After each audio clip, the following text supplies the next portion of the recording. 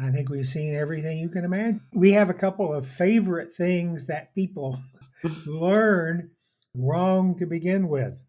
This was Jim Hayes, co-founder of the Fiber Optic Association. Jim has over 40 years of training experience, and today we're going to deep dive into how to get started in fiber optics and what are some common problems and challenges one can face.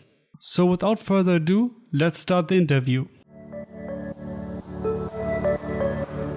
You are listening to Become Fiber-Minded, a podcast about fiber optics.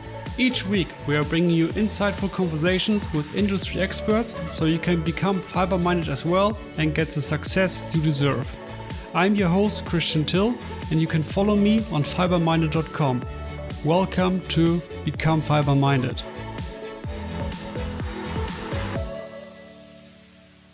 Welcome, Jim. Thank you. Good to be here. So, Jim, with you being the co-founder of the Fiber Optic Association, and now recently having the 25th anniversary, I was wondering, how did it all started? Okay, back in the early 1990s, my company, which was called Photech, which was in the fiber optic test equipment business, had started doing training in the 80s because we were selling equipment to people who had no idea what to do with fiber optics.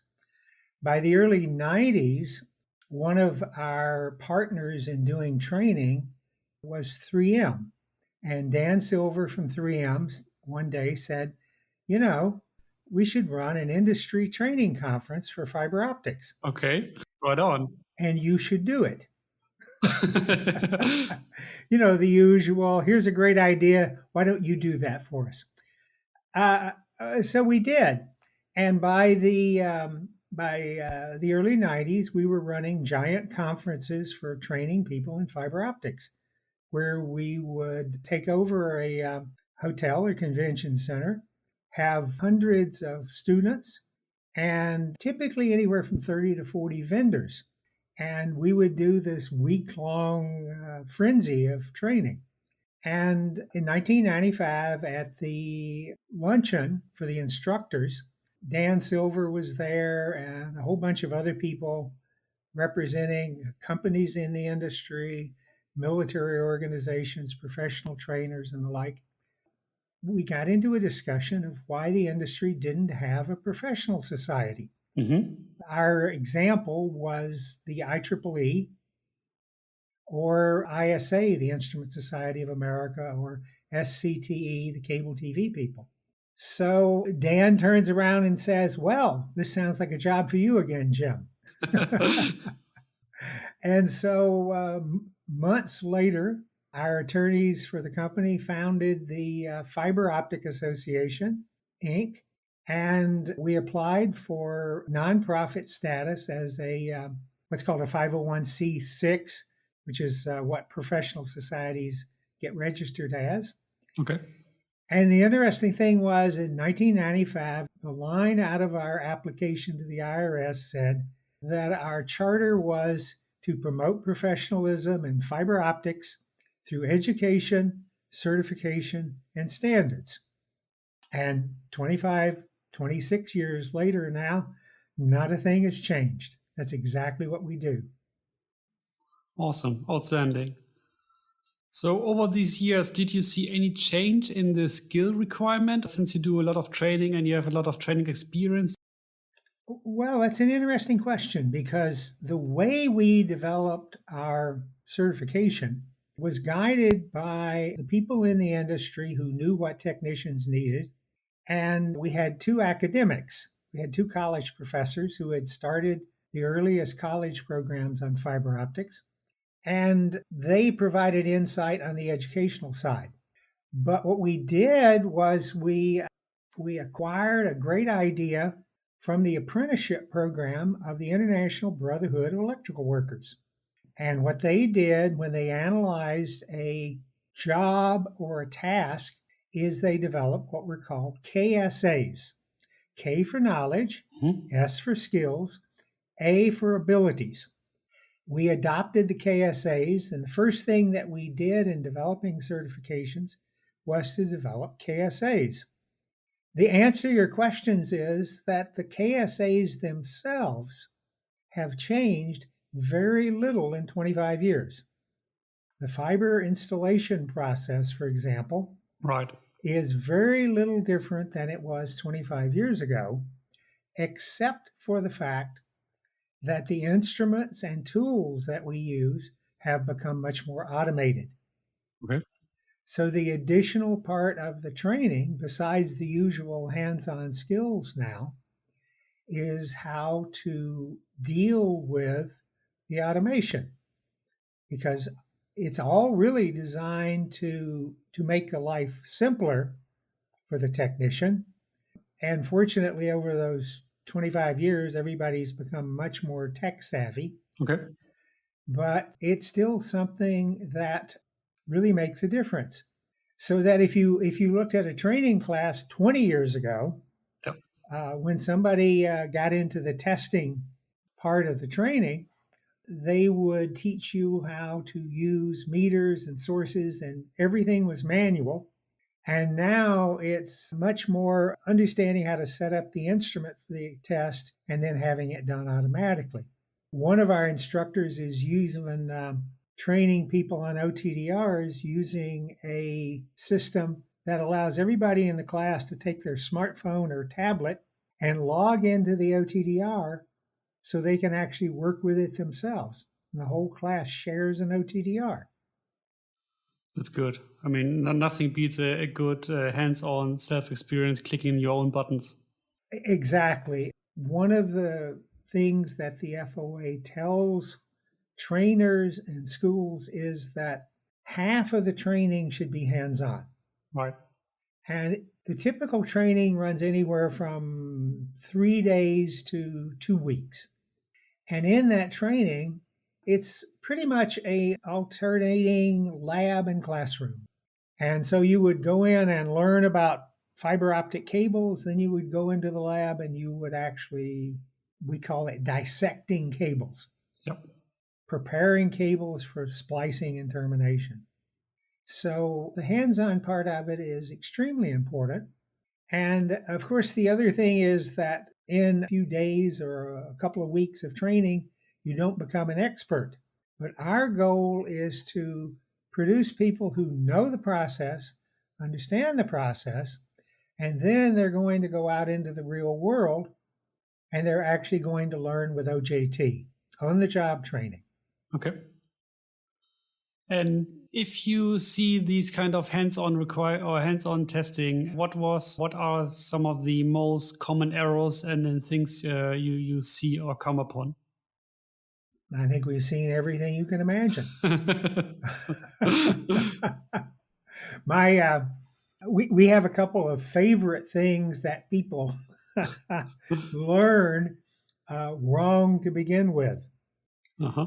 When we look at the results of our online testing at our online training site, FiberU, and the tests that are used for certification, we find out that about 25% of the people think that when you strip fiber, you strip the cladding. Mm-hmm. And for years, that puzzled us why anybody would think you could strip the cladding off a solid piece of glass. That is what the fiber is. And then we realized I did a survey on the internet, and I found that everybody in the industry, save the FOA, had a diagram of an optical fiber that showed the core sticking out of the cladding. And it's this thing, it looks like pistons. There's the buffer coating and the cladding and the fiber sticking out.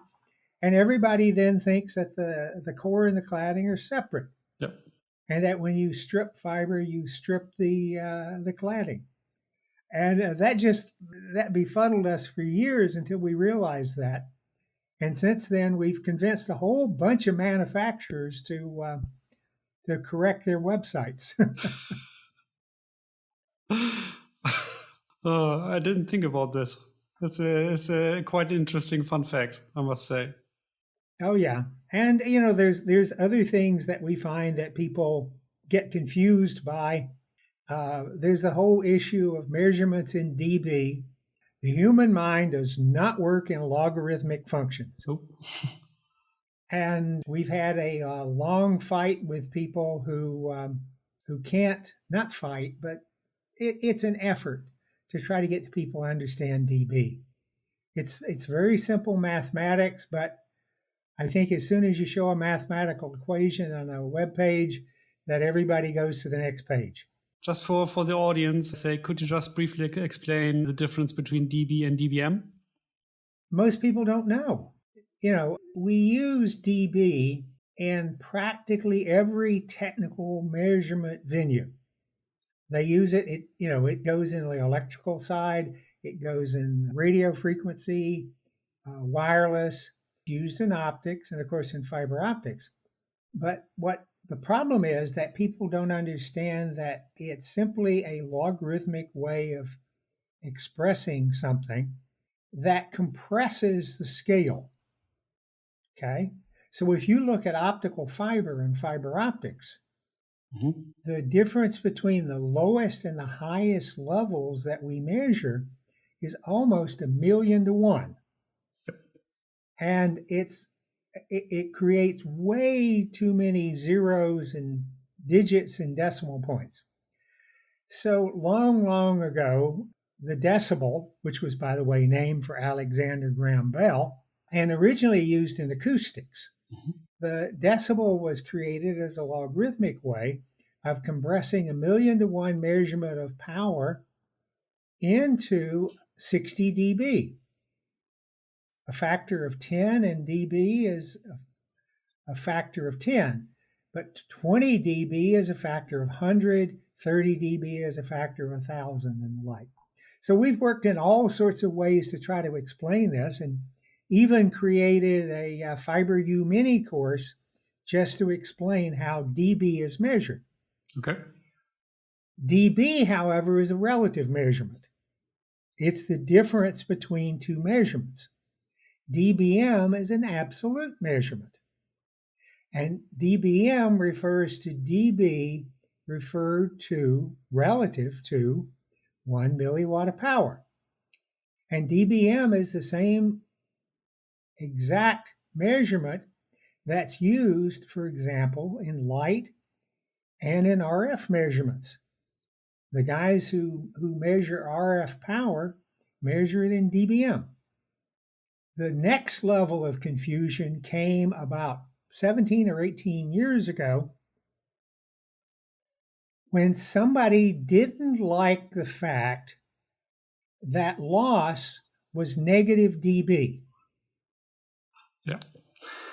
And so in international standards, somebody who obviously didn't have a technical background flipped dB around so that loss is a positive term.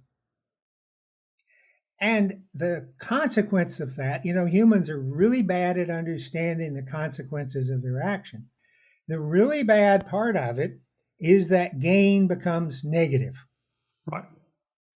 So if you look at every OTDR made, as far as I can tell, if you have a gainer, it shows as a negative number.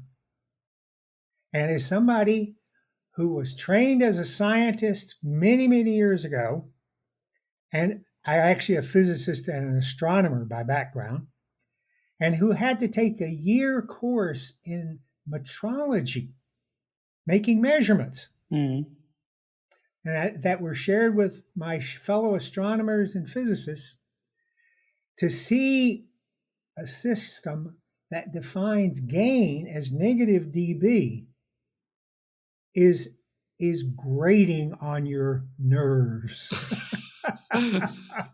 It violates everything else that's done in the world. I don't know why. But somebody couldn't live with the fact that negative dB is loss and positive dB is gain the way it's supposed to be. The analogy I use, which is what the fiber optic industry should have done back in the early 2000s when they changed this, was accounting. Okay? Yep. If you look at accounting information for a company, if they have a profit, it's a positive number. If they have a loss, it's a negative number, but they don't state it as a negative number. They don't like negative numbers either. They put it in parentheses. Why a solution like that wasn't used just befuddles me. Beats me as well. And the funny thing is, if you look at, for example, an EFA, an amplification, this one has a gain figure, and this is again a positive number, which says how much the amplification in dB can be expected. So on the one side, you have the dB as a positive, which is corresponding to attenuation or loss. And on the other side, depending on the application, as well in fiber optics, it can be also a gainer. Now, all of this, it's an educational thing, and part of the education isn't to the students who take classes in fiber optics. It's to the writers who work for the companies who create web pages that don't explain things properly. If you're bothered by the web page, I mean, I think you are also bothered by the standards itself and what kind of English is being used and how complicated the standards itself are written for the common technician. Well, that's a battle I fought for many years. Back in we started our fiber optic test equipment company in 1980. Mm-hmm. In 1980, there were no standards for fiber optics. Nothing. And we started selling fiber optic power meters that people were using to make measurements. And the first thing that we found was that our power meters measured power, which we calibrated according to optical standards. Okay. Yep. One of our partners in starting the company was an MIT professor in optics who had access to their labs. So our calibration got transferred out of their labs. But a customer of ours was using a Japanese instrument, and we found there was 3 dB difference. Wow. 3 dB is half or double. Half or double, that's right. So we went to the National Bureau of Standards in Boulder, Colorado, and convinced Gordon Day, who was the head of the optics division, that we needed a standard. So for the next 2.5 years, I commuted from Boston to Boulder, working with Gordon Day to create standards for making optical power measurements. Once we had that standard, we're good. Mm-hmm. Right. Then we started working with what was then the Electronic Industries Association. It's now the Telecommunications Industry Association. And we were developing standards for the rest of fiber optics. So we developed standards, almost all of the standards, 90% of the standards are testing standards. Mm-hmm. Right. Okay. 10% of the standards cover things like the geometry of fibers, the core and cladding size and the coating sizes and things like that. But 90% of the standards are based on testing. They're how much attenuation does the fiber have, at what wavelengths, how much bandwidth does it have, how does it respond to various kinds of stress, like tension or bending, how does it react to immersion and jet fuel. So over the course of the 1980s, we developed all these standards for fiber optics. And most of those standards still exist today. And the standards that have been added since about 1990 have been mostly standards that deal with changes in the fiber optic industry due to the increasing bandwidth of networks. Okay. Yep. So they deal with things like very high bandwidth fiber. They deal with dispersion, single mode, polarization mode dispersion, chromatic dispersion. They deal with spectral attenuation for wavelength division multiplexing and the like. But the basic standards we developed in the 80s are still around and being revised. In fact, they just changed the standard that I wrote in 1987 or 88 on measuring optical power, mm-hmm. and transferred it to an international standard. And so the standards have developed over the years very effectively, but everyone needs to realize that standards are written by and for manufacturers. Okay.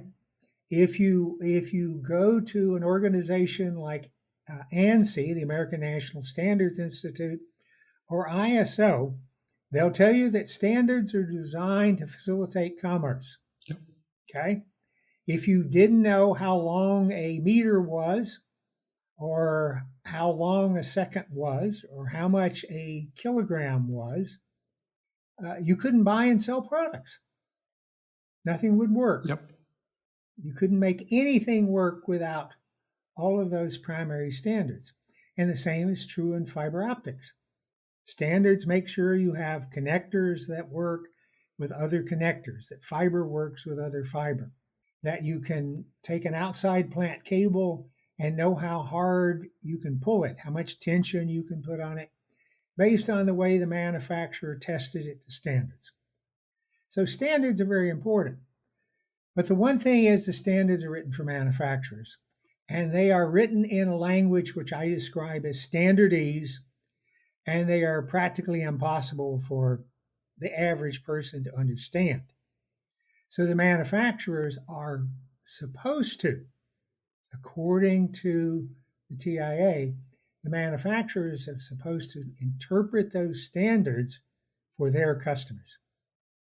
And that's an important point. So actually, you would recommend if a technician gets the contract to certify or measure a cable plant against a cabling standard like the 14763, to actually go to the manufacturer and let him the manufacturer explains then to the technician what he needs to do, or what would you recommend for this kind of use case?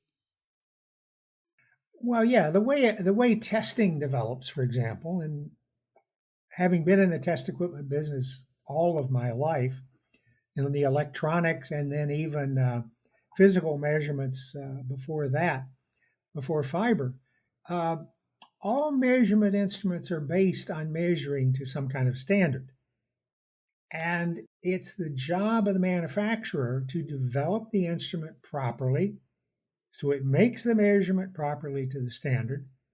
And then their basic job is to teach their customers how to operate the instrument, how to set it up and use it, and how to interpret the data. And that is the most complicated part of it. Yep. I've written, I think, about 9 books on fiber optics for techs now. And it's sort of humorous that the book I wrote on testing is almost twice as thick as the basic fiber book. A lot of stuff gets into that. I mean, so much things you have to consider and eventualities. Well, it's very complicated. The job of the manufacturers is to try to simplify the process so that the average technician can understand it. I joke about the fact that when I started in fiber optics, the installation work was being done by PhDs from Bell Labs. And today, the group of people that we train who are installing fiber optics are non-technical people 90% of the time. But they still get the job done. This brings me to my follow-up question. If the non-technical people get trained by you to do the basic fiber installation, shipping, etc., how can they progress? How can they move forward and get to the next level of their career? The majority of people involved in any kind of trade, and I don't care if it's carpentry or installing fiber optics, they learn by on-the-job training. Right. And the question is, what provision is there for them to do OJT? Yeah, OJT is on-the-job training, and on-the-job training occurs 90% on the part of the person who wants to get trained themselves, and 10% because they usually have a supervisor who shows them how to do it. Okay? Hopefully that supervisor knows how to do it right. That's an important point, actually, because we find that, my joke about stripping the cladding belief that so many techs have, they learn it from their bosses who learned it many years ago wrong. The 90% part, people learn by practice, and today they learn it online.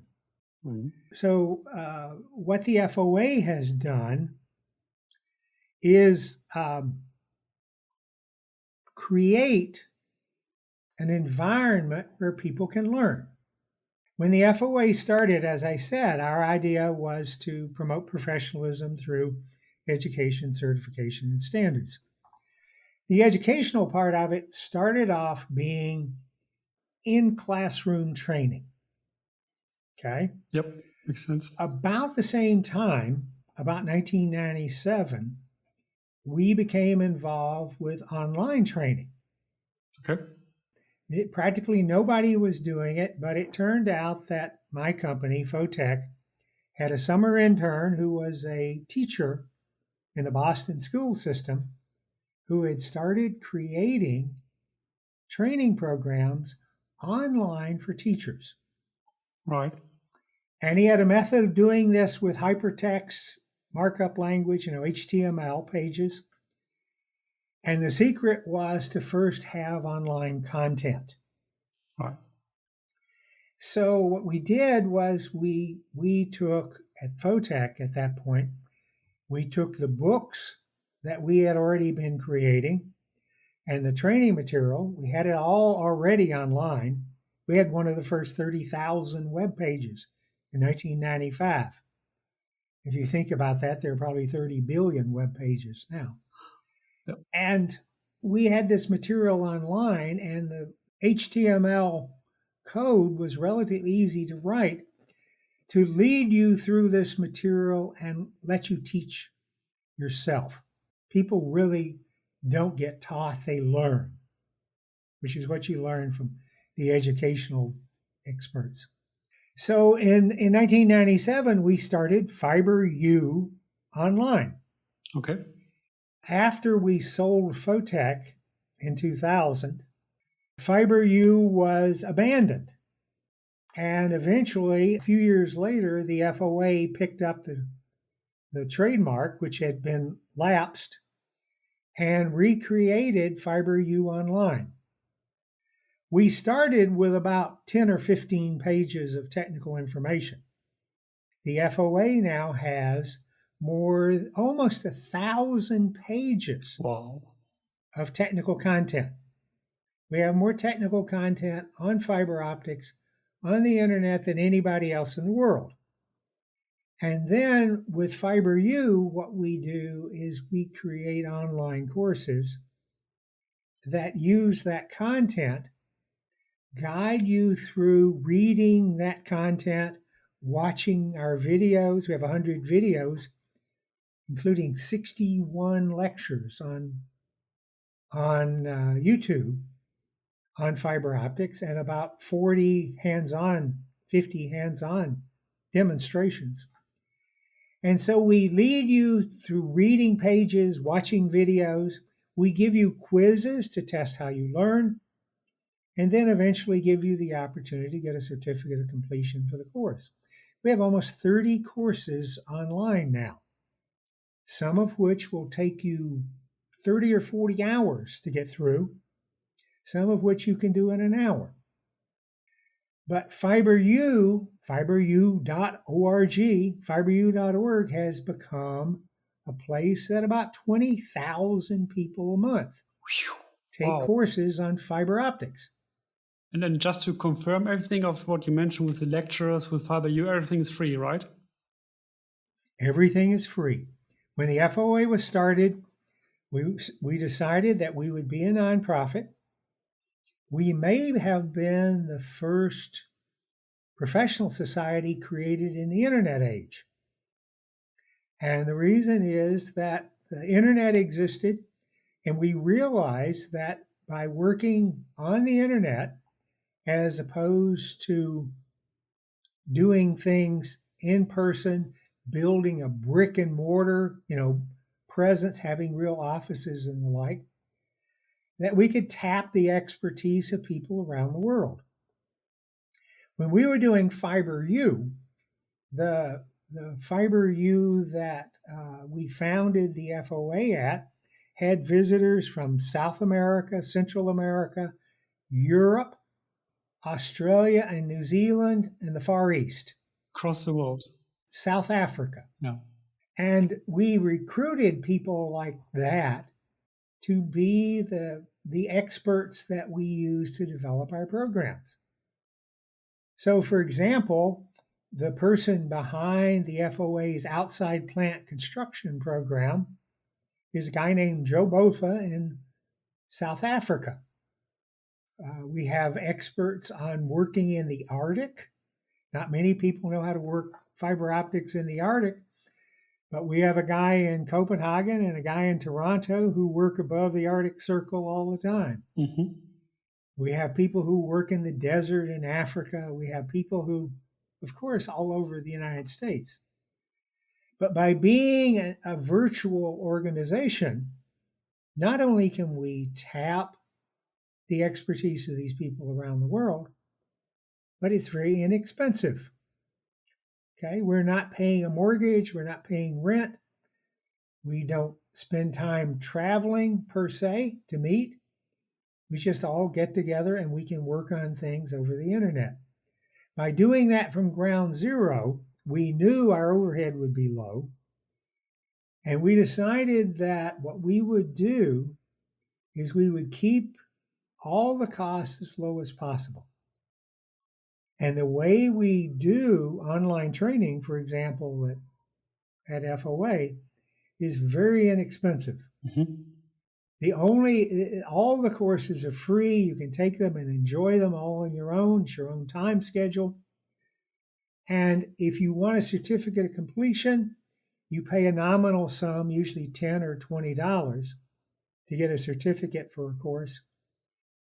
And that pays for the testing service that we use. The rest of the FOA's expenses are paid by certification fees, because we have certified 83,000 plus technicians who have over 110,000 certifications. Whew. That's a lot. So it's a lot. That's a lot. That's a lot. That's part of the reason we're so well known. We have a lot of acolytes out there. And we publish textbooks for people who like textbooks, and we publish our own books. So they're self-published, and the income from that pays the rest of the bills. So we can afford to give people a free course that others are trying to tell you should pay them, hundreds of dollars for. But online training is straightforward. It's easy. People learn a lot. We find people really love FiberU, and they really use it. And that's sort of the goal of the FOA. It's promoting education. Outstanding. And FiberU makes the perfect basis for OJT. So if you have someone who wants to learn on the job, and they want to learn how to do testing, they want to learn how to do splicing, they want to learn about the last course I just put up a couple of days ago, strangely enough, should have been one of the first. It's on fiber optic color codes. Why didn't we put that course up, years ago? But what happens is somebody asks us a question, and we turn that into a course. Yeah. So now there's a new course on color codes. That's nice. So, and with the on-the-job training, they can come to you, and your instructors will go out with them into the field, or how does it work? No, we expect people, because we have hundreds of schools around the world. Yep. After the pandemic, they're starting to get back to offering classes. During the pandemic, probably 75% of all of the training was online. Mm. We've shown our schools how to do what's called blended learning. Yep. Where the classroom part of the course is done online at FiberU. And then all they need to do is to bring people in for the hands-on. And easier with a small class doing hands-on to get physical separation and to run everything safely. But if you're doing OJT, the assumption is that you have a supervisor who is leading you to jobs, And we want to make sure that the supervisors know about Fiber U as well as the people so that they understand that there is a place to go for almost any subject they can imagine and they can learn about. And let's say the technician doesn't have the supervisor who is that knowledgeable, or he's seeing things which are not right. Can they come to you to maybe find a mentor or to get some other insights? They use us as mentors. All Yes. right. Perfect. When we need to, we'll track down people who can help them. We feel questions all the time from people who want to get some advice, information, or just to clarify some crazy thing going on that they see. Yep. And they see some pretty crazy things. I can imagine. So seeing now the move to blended learning with Fiber U and all the online courses, Jim, where do you see Fiber U going maybe in the next 3 to 5 years? Are we then having the augmented reality, virtual reality experience as well with Fiber U? Well, what we're finding is as our schools come back, they use Fiber U more than they did before because they've become used to it. And the goal for people who are coming to a class in person is to teach as efficiently as possible. And so what we have schools now encouraging people to do is to go take a basic fiber optic course at Fiber U and get their certificate of completion and bring that to class. Okay.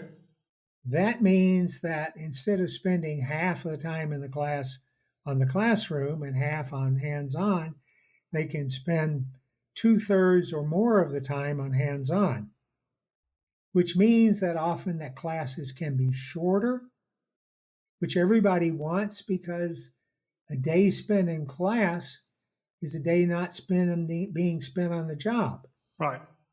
And when it comes to OJT, that's very important. What's your experience with the over 110,000 certifications you have handed out? How is the acceptance overall from the industry? So can I put it on my resume and I get a job at Verizon, something, if I have a certificate of completion? Or what's the level of what can I expect with this kind of certificate? The FOA is the international organization that's recognized. I've traveled the world myself. I spent a lot of time talking with everybody from technicians through companies, through telcos or service providers, right on up to telecom ministers. And the FOA is the certification that most recognize.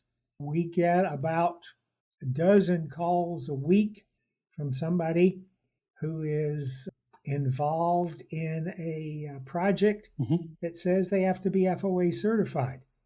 And they know who we are, but they've never gone through the certification. And of course, a lot of these people have been in the business for 20 years.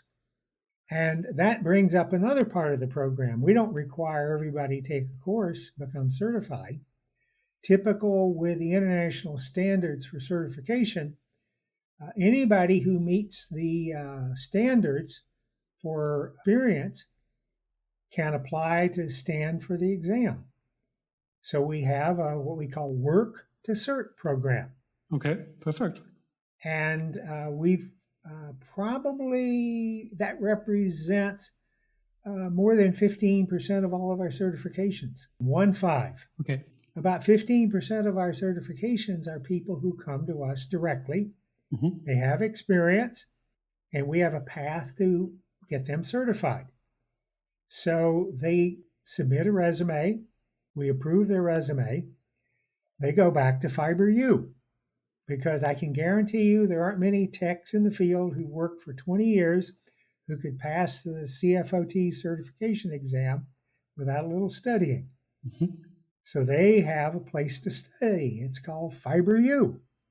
So they go to Fiber U, they take the basic course, which is the basis for the CFOT certification, bring us their certificate of completion, and then they can stand for the exam.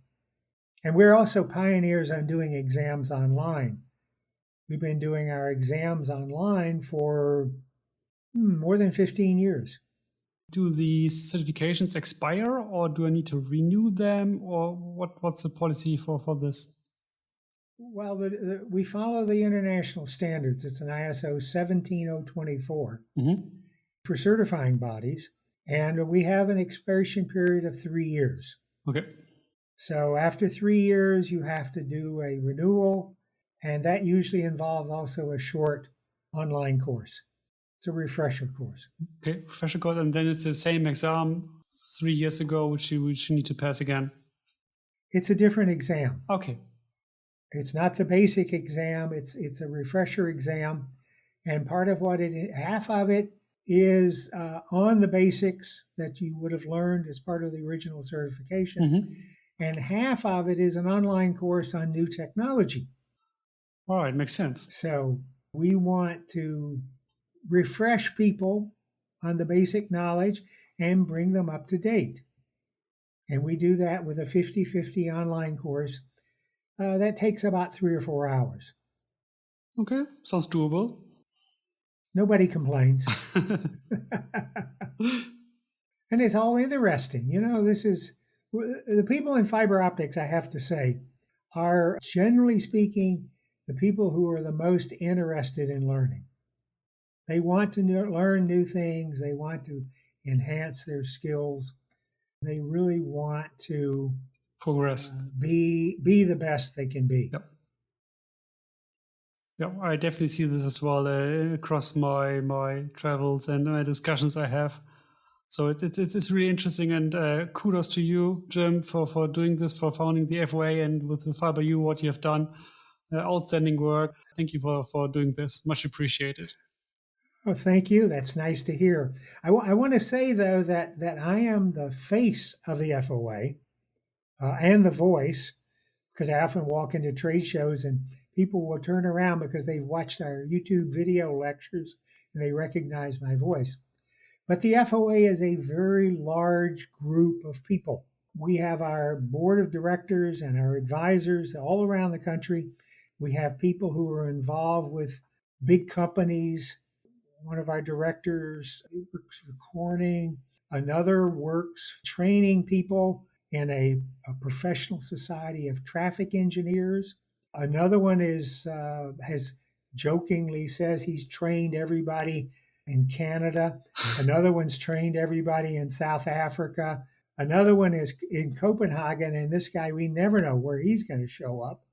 He sends us pictures of glaciers in Greenland where he's installing optical power groundwater. So, the FOA is a very, very large group of people. Our whole design program is really based on a lot of work done by one of our schools in Malaysia and Singapore. We have all of these people who contribute. And one of the things which we always do is we tell people, please contribute. We have people who are sending us their stories or asking us their questions. That's how we find out what people are interested in and what they want to know. Yeah, makes sense. Absolutely makes sense. Custom tailored to the audience. That's the right way forward. Thank you so much for your time. Once again, Jim, where can people find more about FOA? FOA.org or fiberu.org. A final sort of humorous kind of thing. When you have 1,000 pages of technical information online that 500,000 people download about 4 million pages a year from, you find out that when you do an online search, you end up at the FOA. Oh. And that's great for everybody else, but it drives me crazy because when I try to research things on fiber optics, all I do is end up at my own website. I'm pretty sure you can add the inside your search terms to not show FOA.org inside your Google search. So thank you for joining. My pleasure. Enjoyed it much. Thanks for listening to this episode of Become Fiber Minded. If you enjoyed this episode, I would appreciate it if you could do me a quick favor and rate and review the podcast. This shows the platform that I'm doing something right and that people like the content. And if you learn